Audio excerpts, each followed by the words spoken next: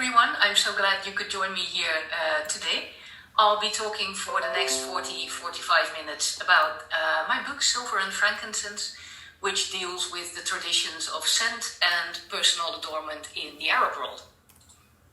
So what we are going to talk about very briefly is why on earth would we study scent? What is so interesting about that? Well, I hope after this talk you will know.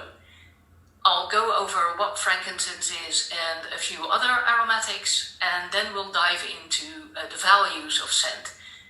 That's sort of the why scent is used, and afterwards we'll look at how scent is used when we go over scent and personal adornment in jewelry and in body aesthetic. And of course, afterwards I'll be very happy to answer any questions you might have. Like Kathleen already said, pop them in the chat and let's talk later.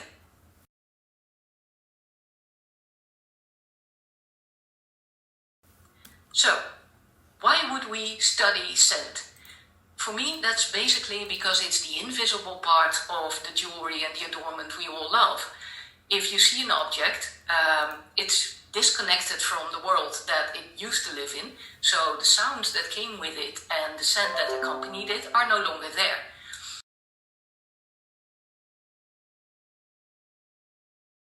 You see here a picture of Sayyidah Salma, the princess from Zanzibar, in her finery, decked out in her jewels. But what this picture does not tell us is how fantastic she must have smelled. There must be an aura of scent around her, and this picture is just not conveying that. That makes that scent is easily forgotten, yet it is so incredibly important in many traditions and rituals in the region. And that's why I wanted to do some more research and write this book, especially about this part of adornment, the part that you can't see and after some time you can't also smell. So let's go over what frankincense is. Oman is famous for it. It's the resin of the Boswellia sacra tree. Here you see a few examples from the beautiful southern region of Dhofar, and it provides this type of resin. You see it coming out of the tree here, which then results in these wonderful scented grains, which we call frankincense or luban in Arabic. So that is the frankincense. If you look to other aromatics, here we have the bakhur, which is virtually any other mixture of incenses and other aromatics. It may contain frankincense, doesn't have to. And there are thousands of varieties. People make this at home.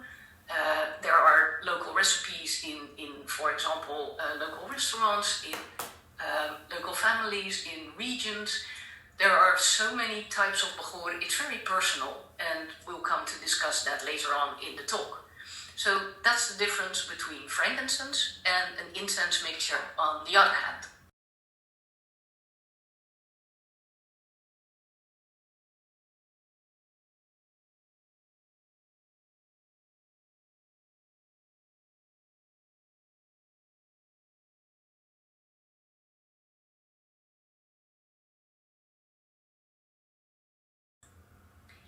Now, other aromatics that are used in, for example, creating these bakhurs are a variety of substances, beginning with other resins, like, for example, myrrh or copal, which is the absolutely beautiful honey-colored object you see to the left of the screen. There's oud, the wood that is famous for its odoriferous capacities, sandalwood, but also cedar wood from the Lebanon. There's flowers and spices that are worked into different varieties of mixtures. And all of these together are used to make a variety of products like, for example, oils, perfume oils or attars, and scented waters, both of which are discovered in the Arab Middle Ages. Before that, everything that smelled nice had to be burned. And after the process of distillation was discovered, we could also make these wonderful oils. There are also two other products that are animal in nature, musk and ambergris. These are also very frequent smells in the Arab world, and I'll discuss why that is so in just a few minutes.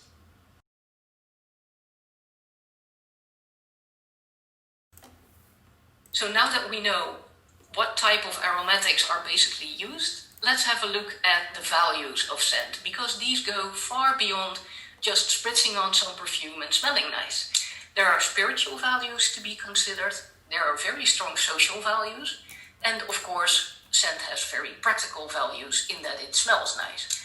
I will go over each of these three in the next slides.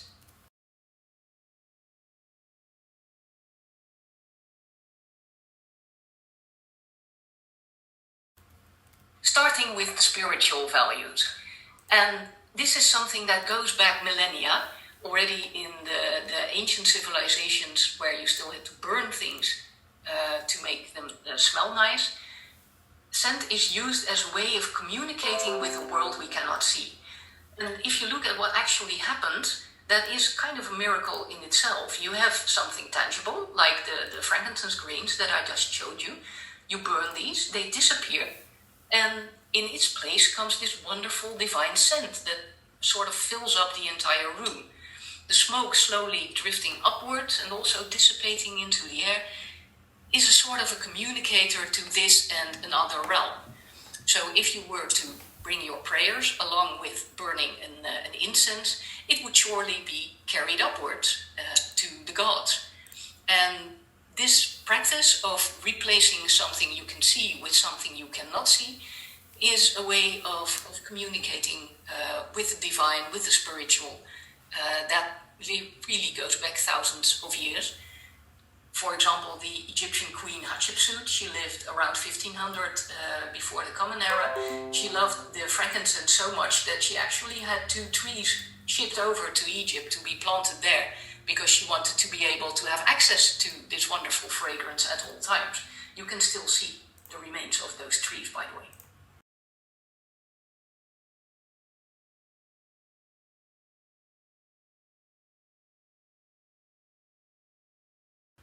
The use of scent in a capacity of spiritual nature also is related by means of analogy to the fact that agreeable scents often represent a good or a benign being, and evil in almost all cultures in the world is accompanied by stench, by decay, by unpleasant smells.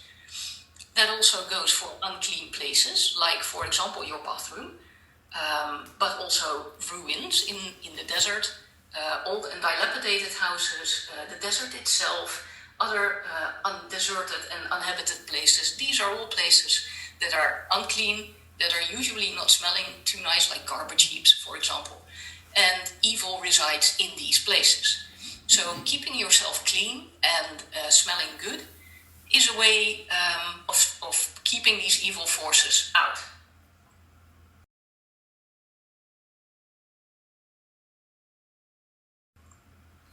This also translates in expressions like the beautiful morning wish, a morning of jasmine to you, which I heard so many times in Egypt and also in other countries. Or this elaborate greeting from Yemen, where you can greet another person by a whole list of aromatic things, saying the name of God be with you, as well as myrrh, frankincense, copal resin and tar. Now, do not think of highway construction when we're talking about tar. This is botanical tar coming from a tree, so a very resinous smell as well. Just mentioning these substances is enough to convey their beneficial capacities upon the one that you are greeting with this beautiful flowery way of greeting.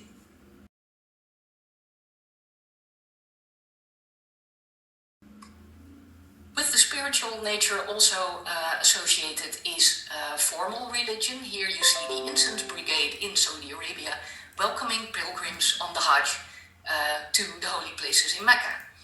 This is done on the one hand to spread joy and happiness among the pilgrims, according to the article where I got this wonderful picture from, but also the relation between certain smells and the spiritual. The Prophet Muhammad, peace be upon him, was, for example, known to be a lover of perfumes. He loved amber, he loved musk, and particularly oud also. So these scents are, in a way, related with religion. And it's also the Prophet that encouraged believers to show up at Friday prayer very clean and groomed, so as to as to carry extra weight to the Friday prayer.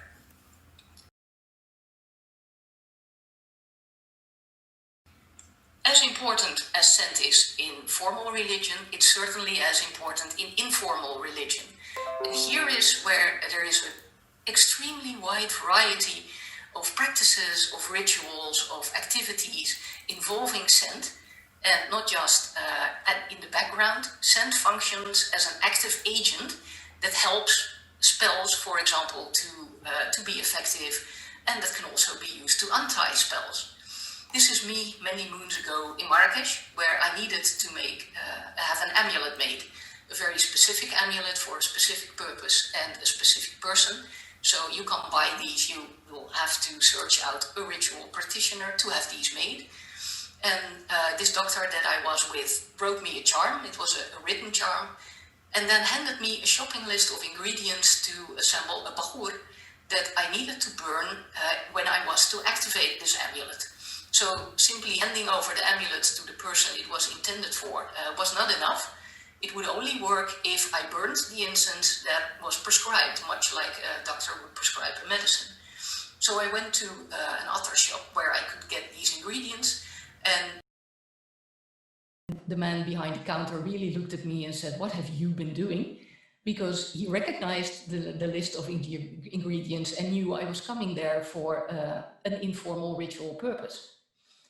These informal ritual purposes are closely tied to the specific capacities of each type of aromatic.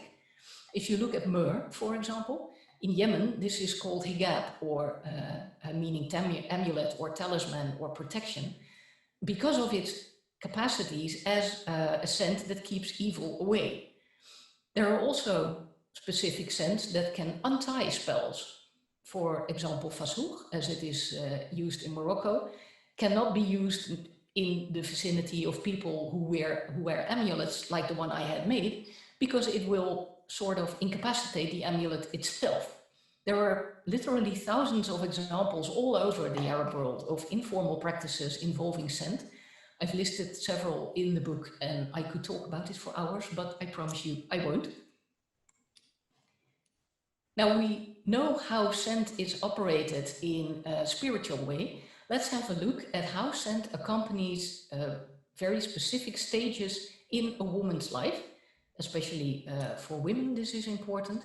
Scent functions as an agent that helps us navigate the transitions from one stage in life to another. If you're in a transition stage, in between, for example, being an unmarried person and a married person, this is the moment where you are most vulnerable to spirits of evil intent. And that means you will need extra protection. Scent is one of the ways of protecting these vulnerable beings in between, to accompany these transition stages and to make sure that it all goes according to plan. The most important transition is marriage. If you are transitioning from an unmarried woman into a married woman, this is accompanied by lots of festivities, one could say, and preparations. Preparations is not really the preferable word, because it's not a preparation, it's part of the wedding itself, it's part of the transition. So you go to the bathhouse where you are cleaned and sort of, you leave your girlhood behind and enter the world of married women. Your hair is braided in a different way, you will be massaged with scented oils, perfume will be applied to you. All of this not just as beautification, but to protect you as this married, not yet married woman that a bride is. And in the pictures here you see the presence of incense, for example, in the incense burners, which are always present inside and outside the venue of a marriage.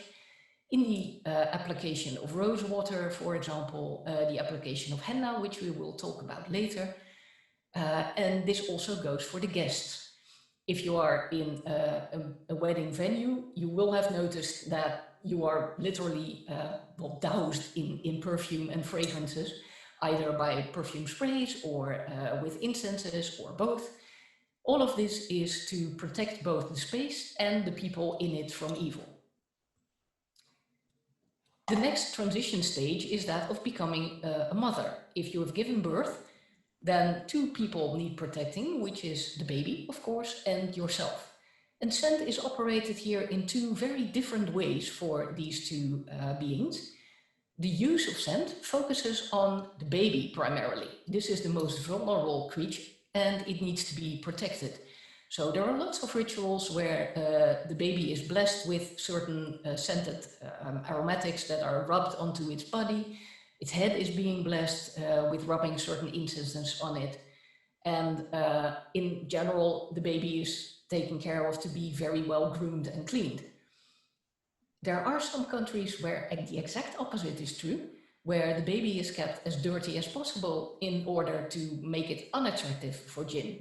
So here you see how fragrance can be used both ways, either to clean and to protect a creature by making it presentable, or by ignoring this altogether and making it unpresentable so that jealous jinns will not be interested in it. Now the mother is refraining from the use of scent for at least 30 days after delivery. In some countries it's even 40 days. And this has to do with the fact that the mother is regarded as impure, as unclean, because the birth always is accompanied by blood loss. This is, well, unavoidable. And that makes her more unclean than incense can repair. That's a very cold way of saying it, but bringing incense to a newborn mother might actually harm her instead of doing good. So after, say, 30 days or 40 days, she returns to the bathhouse and provides there a transition of her own to be transited back, well, into herself, actually, from the birthing mother back into a married woman of her own status. The necklace you see here is typical for Oman. The figure to the left is an amulet that is worn by pregnant women and by children to protect both lives, and especially that of the infant, from early death by an evil spirit called the Kariya, who is always intent on killing children. So they do need protection in both fragrance and in amulets. Now the last major transition is that of death. And here as well, fragrance functions as a carrier to bring you across from one world to another. Fragrance here is used for the deceased only and not for the people present around the deceased. That is because too much similarity might bring on other death to begin with, but also because washing the corpse of the deceased is analogous to the last ritual washing that you would do to get into a pure state. So there is lots of attention to the body, which is carefully washed, it is groomed, it is again rubbed with oils, and also the funerary shroud is fumigated and perfumed. What you see here is a picture of professional mourners from the south of Egypt. Here, the processions of funerals were always accompanied by professional mourners or wailers, which is a habit that goes straight back to pharaonic Egypt. And it is in these funerary laments that we see how important fragrance actually is in daily life, because it's very often referred to as a metaphor or as a way of saying. And that to me illustrates how intertwined the use of scent and fragrance is with everyday life, that you would lament it on the day of someone's funeral. One of these is this very sad line, which is sung for a woman who has died before she had the chance to marry. And here you see the imagery of a bride who is going to the bathhouse being switched to the imagery of a corpse being washed. So it says, "You who go off to the bath, such a beauty, they have doused the bath with embalming spice." It's heartbreaking, isn't it? The lament for this woman who never found true love, never had a chance to marry, and will never have this festive rite of being turned into a bride. Now, before we get all depressed, let's go on to a happy occasion of using scent, which is receiving guests. And this in turn is one of the most famous ways that scent is employed in the Arab world, If you have ever been a guest in an Arab home, you will have been welcomed with scent and with fragrance. And this has several purposes. First, of course, it is refreshing. If you arrive at your host's home after a long and arduous journey in sun, in the heat, it is very refreshing to be welcomed with smells and perfumes that are agreeable.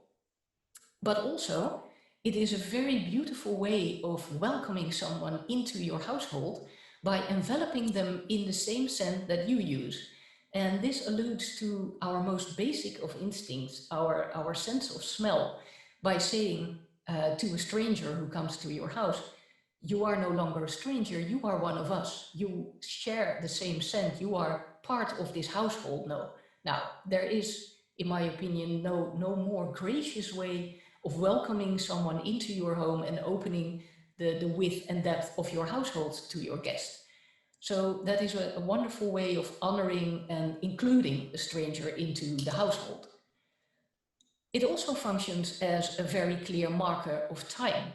When a visit has ended, the hostess will signal this by bringing out a box, as you see on this picture, in which there are usually 6 to 8 tiny bottles of glass, each one filled with a different scented oil. And the hostess will pick up one of these bottles and pass it to the person next to her, which is usually the guest of honor, who then dabs a little bit on her person and presents it to the person next to her. All these oils are shared among the group, so they're passed one by one.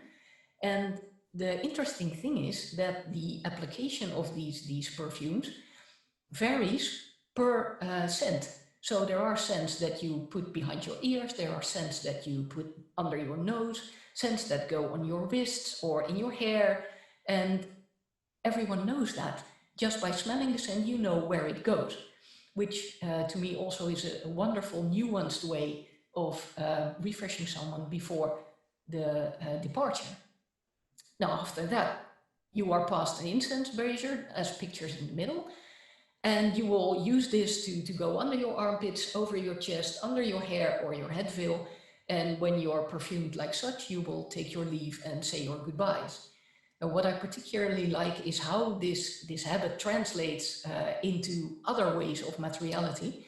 In the middle, you see a traditional incense burner that can be passed. And to the right is a very nifty device that looks more like a hairdryer, which, well, it actually is. And you put in a little bechor, and you can use that also to do this final blessing. And then you will be on your way again.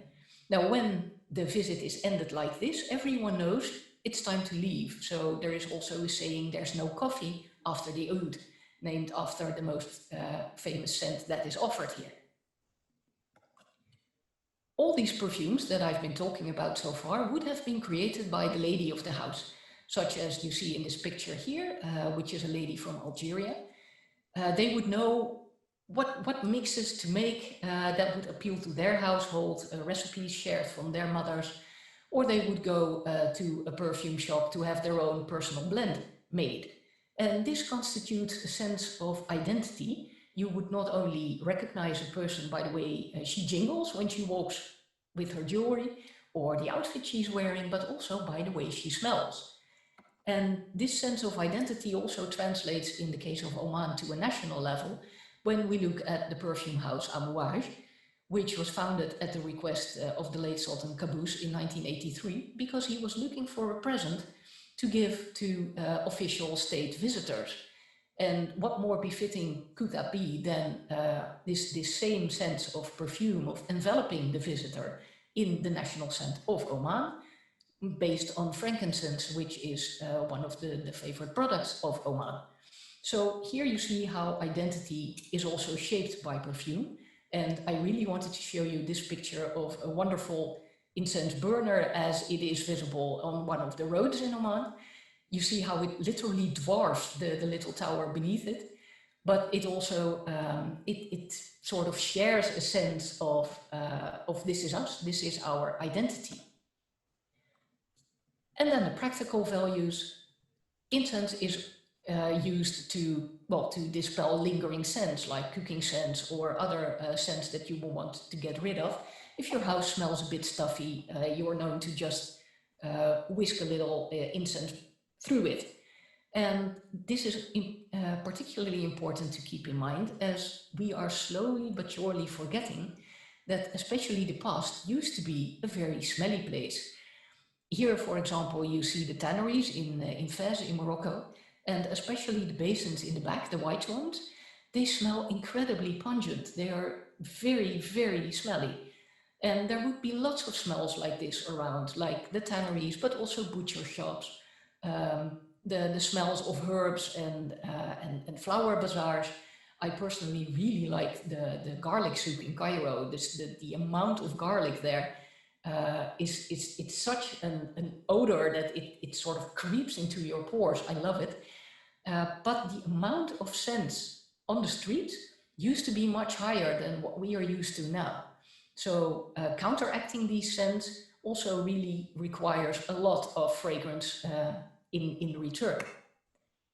So let's have a look at how these values are operationalized in materiality. We now have seen why they are used, and they are expressed in, for example, jewelry, in hair and body aesthetic, and also in clothing. Now, these three are presented here each in their separate box. It is actually impossible to separate them because they all constitute one part of personal adornment, the presentation of the self.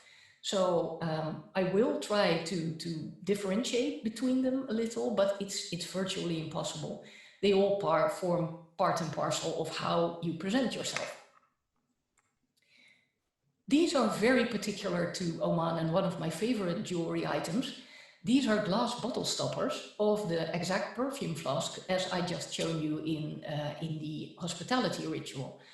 These are set in silver, and you can see from this close-up with which incredible detail and love they have been decorated and worked into pendants. And then they are strung onto the huge necklaces that Oman is famous for. Now, having these around alludes to scent. They don't actually smell anymore themselves, but just wearing them brings back the idea of scent, and with it, its beneficial capacities of keeping evil away, and also the rituals of hospitality. So in a way, you carry both of these values around your neck. Now, that's not the only way, the only reason to put these bottle stoppers in silver, especially the translucent ones, the clear ones. They resemble crystal, which has its own capacities in an amuletic function. And glass is always, well, referred to as the crystal of the poor. So you see how many meanings are layered upon just one object, and fragrance definitely is one of them. And you would wear them strung on necklaces like these. Another way of wearing scent is by wearing actual scented components. This is a necklace from Palestine made of gloves, and you can see in this close-up how it's strung twice in two of its extremities. And in order to do so, you will need to soak the gloves in water to make them penetrable with a needle. The water, which then would assume the scent of the gloves, was used again to bathe the bride. These are used by the bridal party, especially the women and the childhood friends of the bride. And the wonderful thing is that these necklaces were provided by the father of the bride as a token of respect and acknowledgement for the childhood friendships of his daughter, and as a way of encouraging her to keep these friendships.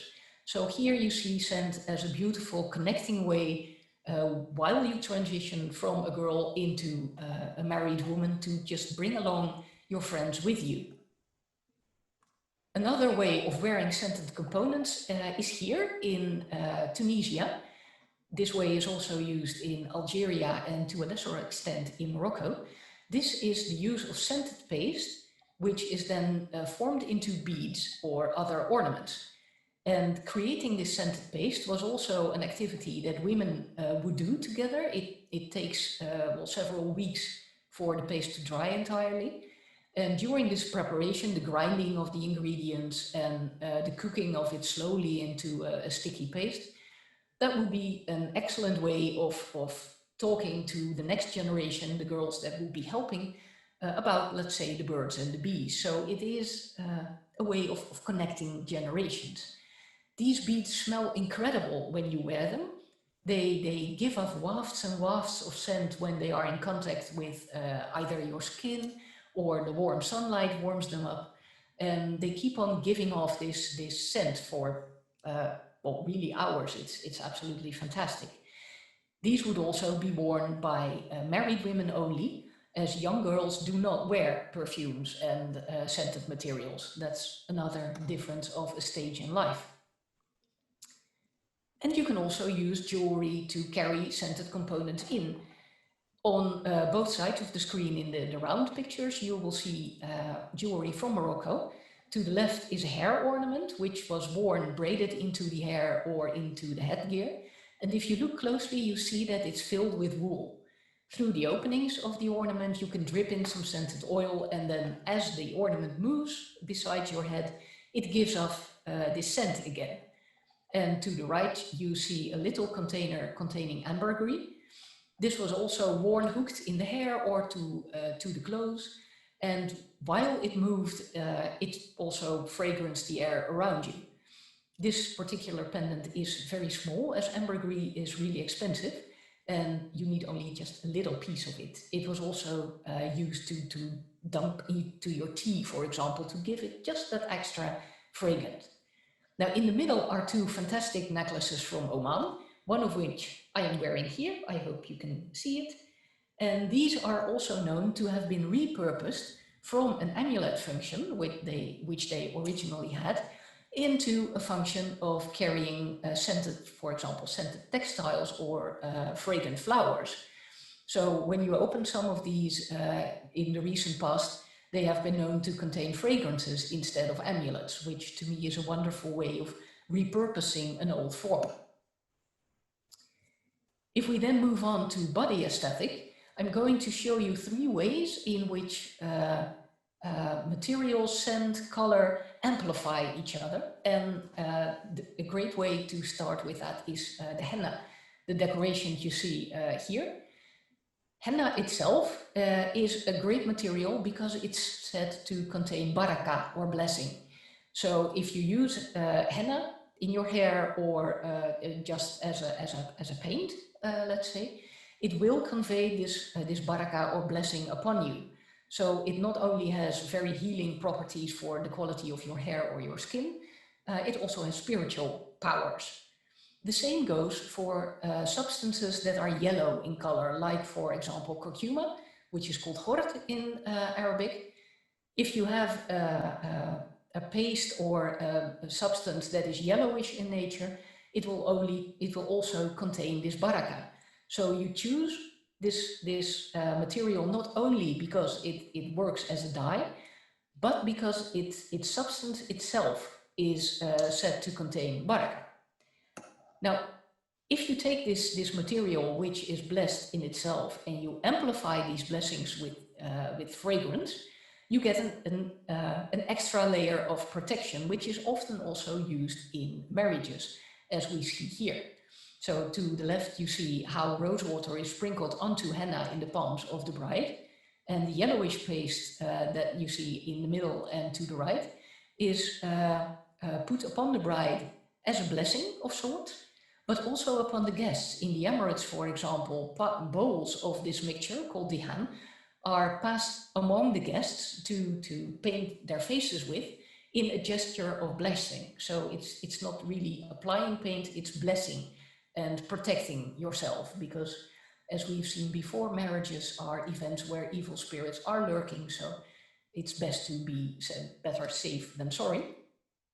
And if we take this scented material and we move it one step further and look at the patterns, this is where the net of protection is beautifully woven.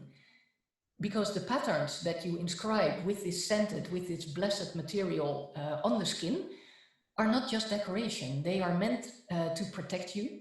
They are meant also to function as a narrative. We see here a flower decoration, but in the past especially, every family, every tribe, every region, every village used to have its own patterns, which were carriers of history, in fact. So if you had your mother or your grandmother assisting you in inscribing these patterns on your skin, she would tell the story of each pattern. She would say, this is the story of, and then a narrative of your history would be shared. So also in this respect, the patterns, the scents, the fragrances, and the materials together combined form this wonderful function of not only protecting, but also conveying a social narrative. And this aspect of especially henna decorations is not always recognized, which is why I wanted to bring this to your attention. Now, the line between jewelry and personal adornment, like body aesthetic, like I said, is very thin. These are makeup instruments that are used in Oman, which you will see to the left of your screen.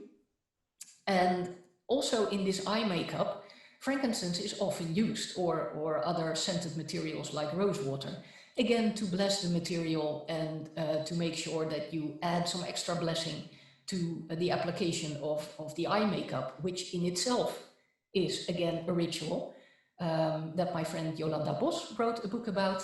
Painted Black Coal deals exclusively with the history, also the ritual history of this eye makeup. To the left, you see Omani coal containers, and the two dome-shaped ones are for women, and the elongated one is for men. This is because men are not supposed to wear jewelry, and they are allowed, however, to carry weaponry. So if you shape your coal container like a bullet, then it's all in the clear and the man can actually use his coal container. The object in the middle is a small silver box worked into a necklace, and this box was used to mix components for this coal eye makeup. Here it is worked into a jewelry item, and you see the little blue bead in the middle, which is also used again to avert the evil eye. So once again, here we see informal ritual and makeup and scent go together. The other thing I would like to draw your attention to is the coal container in the upper right corner. This is of a type that was used by pilgrims who had been to Mecca to bring home as a souvenir. They would also bring home little flasks of jasmine oil, for example. And so you see that even the formal religion brings makeup and scent back home as a souvenir. It's all interconnected. That also goes for hair jewelry.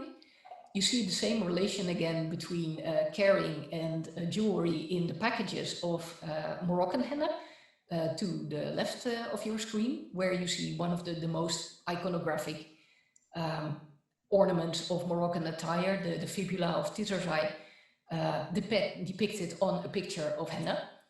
And to the right of your screen, you see several ornaments that are worn in the hair of Omani women and girls in their plaits, in their braids.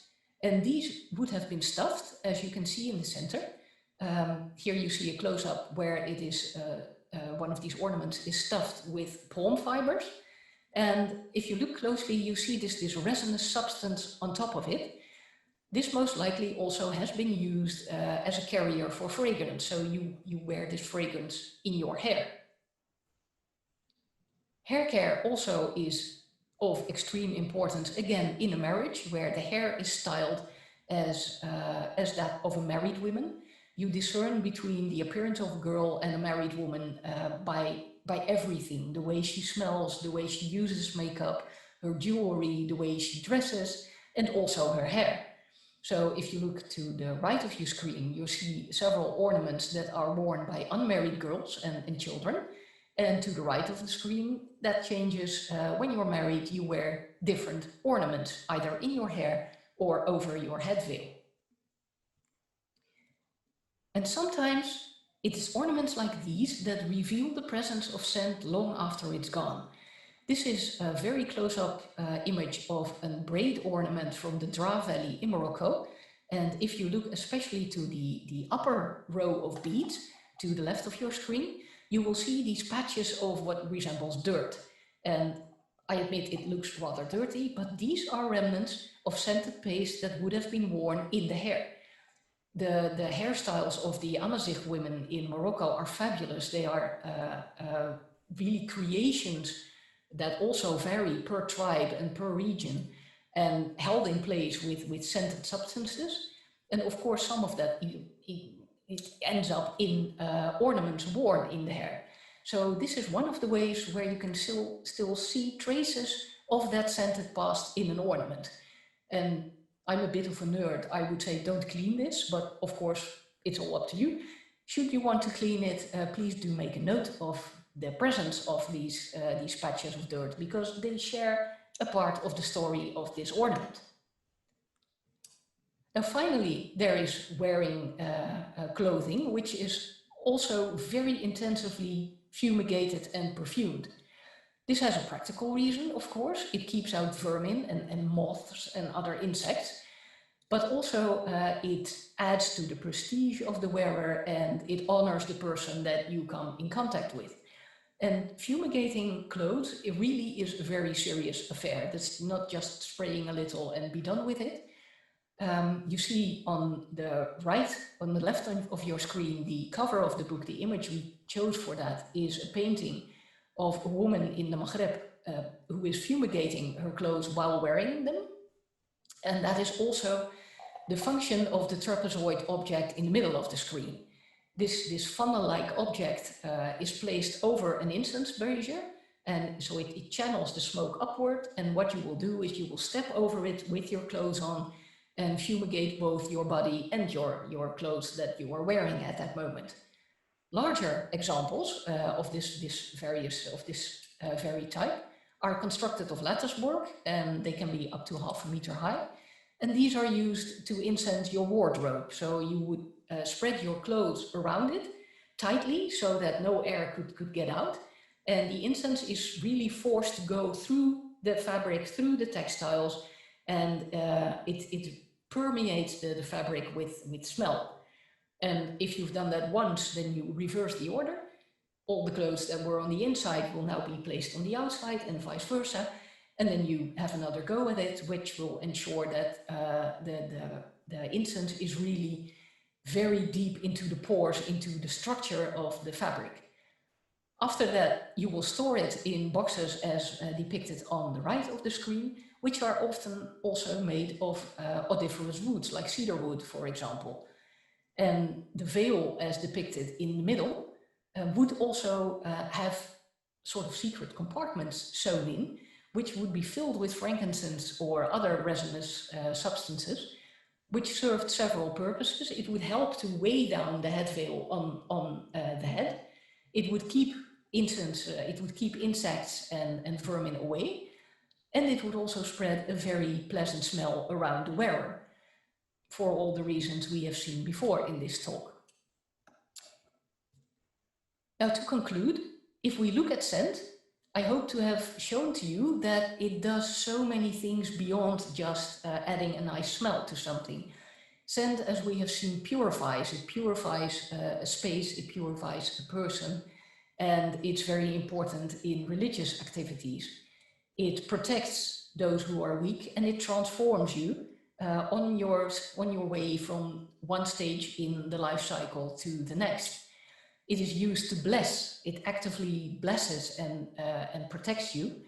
It honors guests, and it marks both time and spaces. It marks the time of a visit, but it also has a function as a temporal marker and as a spatial marker, where it will discern the unclean spaces from clean spaces. But above all, it connects. It connects the stranger to a family. It connects generations of women who are sharing and telling narratives and their own stories, really, through all of the rituals that we have discussed. And it connects people in a wider sense. So if there's one thing I would like you to take away from today's talk, is that when you look at an object, be it clothing or be it jewelry, do remember that you are only seeing half of the story. The material culture always is accompanied by a wide sensescape that will dissipate over time, but has been as important to the wearer as the object itself. So with that, I'm at the end of my talk. If you have any questions, I will be delighted to hear them. And I hope to have opened just a little bit of a door into the wild world that fragrance and scent carry. And with that, I would like to return the floor to our gracious host. Kathleen, thank you so much. And I'm ready to hear what it is you will have to say. Thank you, Sigrid. That was wonderful and so educational. I have so many questions, as I'm sure many of our participants do. But I was wondering if the use of scent historically has transcended socioeconomic levels, and maybe the converse of that. Today, does it still transcend socioeconomic levels in different countries that use these rituals? They still very much do. That's a very good question. I was talking to that just earlier this week with a wonderful designer and researcher of scent, Leila Al-Hamad. We talked about exactly this. When I was doing research for this book, Silver and Frankincense, I asked a lot of people, tell me about scent in your culture, in your tradition, in your country. And the younger generation invariably would say, oh, I don't know, I'll have to ask my grandmother or my mother. But then when they started talking, the one ritual after the other popped up. So you're still very much welcomed with scent into a home. When you leave, you will be sprayed with scent. It will not be incense, but high-end perfumes that are lined out on a tray for you, as you undoubtedly have experienced in Oman. I have, for example, but reports also from Morocco and Egypt list the same uses. There is still the use of using incense to clean spaces of both smells and unwanted entities. In Egypt, there's a habit of a person who's just walking the streets and selling incense in his brazier, and you pay him a few pounds and he will come in and clear your store of energies and of smells. So it's still very much alive, even though it might not be recognized as such, but maybe it doesn't need recognizing because it's an intrinsic way of behaving. It's what you do. And it's not until you start looking at it that you realize that you do. So yes, it's still very much there.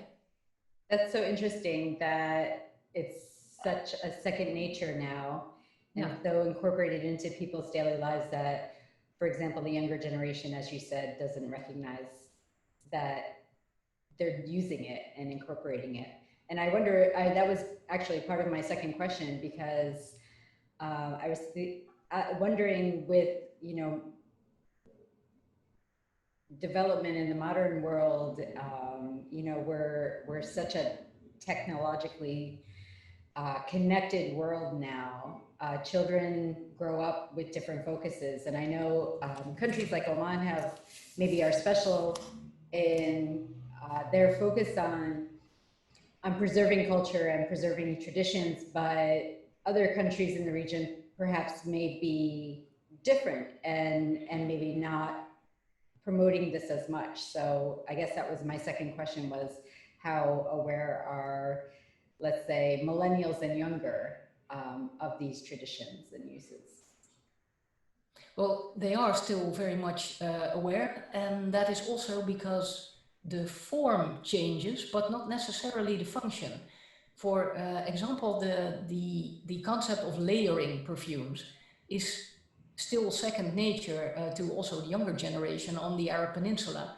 So layering, I mean adding various scents and perfumes by perfuming your body with oils, by adding incense to your clothes. That still happens a lot. And on top of that, to spritz perfume. And that is actually something that is being picked up in the West as a way of perfuming oneself, these layered techniques. And that is, I think, that is the form changing, but not so much the function. Nice. We do have a couple of questions that are coming in through the chat. Kristen Shell is asking, what were some of the functions of the amulet? Of the amulet, the scented amulet. Well, they can be various. There are specific scents to ease labor before, for example, to ease childbirth. There are scents to attract a husband's love. I have the recipe if you would be interested. And there are also mixtures to repel jinn, much like one would repel insects. There are specific mixtures for jinn repellent. Gosh, there are so many ways, so many uses for fragrance as an amulet. There's, for example, the herb harmal, which is burned specifically to keep evil away outside of a venue. It's these little twigs. You see them sold on streets everywhere in the Middle East. I can't remember the Latin name, but it's in the book. And that's just a few examples. So there are many. Wow, that's very interesting. I have never seen these twigs sold on the street. Sigrid, I don't know if you can open your chat box, but there was a comment from Fahmida Suleiman. She's referring to an indigo dyed dress from Yemen in the British Museum collection that has small silk triangular pouches sewn on it, which were stuffed with scented fabric. Oh, fantastic. Thank you, Fahmida. There's a link in the chat box. I can't. If you've ever come across something like that in your travels. Well, I can't see the chat, unfortunately. Okay. But I have seen these secret pouches sewn into headdresses of Saudi Arabia, for example. Okay. We have another question from Yuan Liu, who is asking, is there research on the cultural heritage of the patterns of henna hand painting? There is. There's a lot of research going on in that field right now. But I would really love if people would publish that eventually, because it's such an important part of the tradition that is dying out now, because the henna patterns, they are being replaced by quicker patterns from India, for example. And the art of applying henna, that would be great if that were to be documented. Do you find, in my travels, I've seen, for example, when we have the henna parties, in a couple of different countries I've been to, the young ladies, instead of painting henna, only want to do maybe a mark or a ball in their palm, rather than having a full henna painted on their skin before their wedding. Have you seen the same thing? Yeah. Yeah, and that has been explained to me as well. If you have the full henna when you have attended one of these evenings, and you turn up into your new modern job the next day, for example, that was problematic for the wearers. They did not want that. So the henna in the palms, yes, but not too visible to the outside world. So that is also, I think, a tradition that is changing in an aesthetic way. We have another question from Kay Perry. Can you recommend some online sources for incense until we can travel again? Oh, that's a good question. Well, if you look on, for example, Etsy or on eBay or in general on the internet, and you search for Bagour, you will find many shops that offer that. And one of them that I would recommend is the Pink Gin Silk. And I recommend specifically this shop because 1/3 of the proceeds go to the Sabah relief. So to the victims of the war in Yemen, which is a very good cause to my heart. But Google it and you will find a plethora of shops. Great. Arini Bezaveld is asking, do you know since what time the amulets in Oman were in use? Are they found in the archaeological record? Yes, they are, but not so much associated with fragrance. So the glass bottle stoppers that I showed, These go back to, well, 100 years maybe maximum. And before that, there are so many amulets that have been excavated and used well, all over the Middle East, actually, but not as much associated with fragrance, or at least that we know of, because we can't see it. And especially before writing was even invented, we simply have no way of knowing whether fragrance was involved. We have a comment with a question in the comment from Cordula Sturm Dahel, and she's saying, much of the jewelry is of mixed metal silver, not sterling. Is this because gold is too costly, or does silver carry a greater connection with scent or provide the ability to acquire and use the object for a larger population? Ah, that's a great question. Well, yes, most of the jewelry is made of a silver alloy of some value. In Oman, it's usually very high silver, and in other countries you will find lower silver grades. That has to do with how wealthy the buyer was to begin with.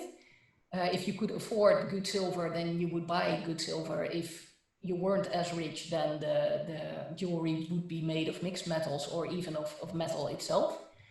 And the transition of silver to gold is related to a couple of things. You see this mostly happening after World War II in almost everywhere in the world, where the previous generation stops using the traditional jewelry and switches to jewelry that is recognized as modern from then on, and that is often gold. So you will see in the pictures I showed traditional Omani jewelry, but executed in gold instead of the traditional silver. And silver has amuletic capacities in itself. It's associated with the cool light of the moon. It's a very feminine material, so it is associated with the feminine cycle, for example. Gold is much more associated with the warmth of the sun. But the change from silver to gold, or the amount of silver used in a jewel, is not directly related to fragrance. Let's put it this way, if you bring either a metal or a gold jewel, it will be perfumed just as intensively as a silver one. I see. That's a great answer, because I didn't know this. Let me see, I just had a question, but it popped down. Someone was asking, I'm sorry, I don't see your name, but I recall the question. Someone was asking about, oh, Chantal, what about fragrances for men? Are they the same fragrances? Men definitely also use fragrance, and a lot of it. And there are specific fragrances that men prefer. Oh, are you with us?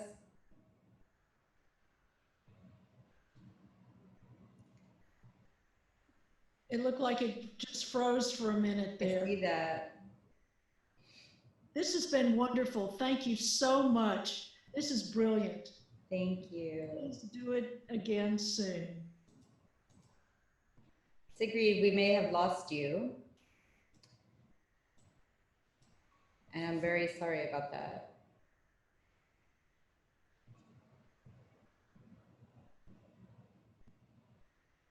Let's see if she comes back.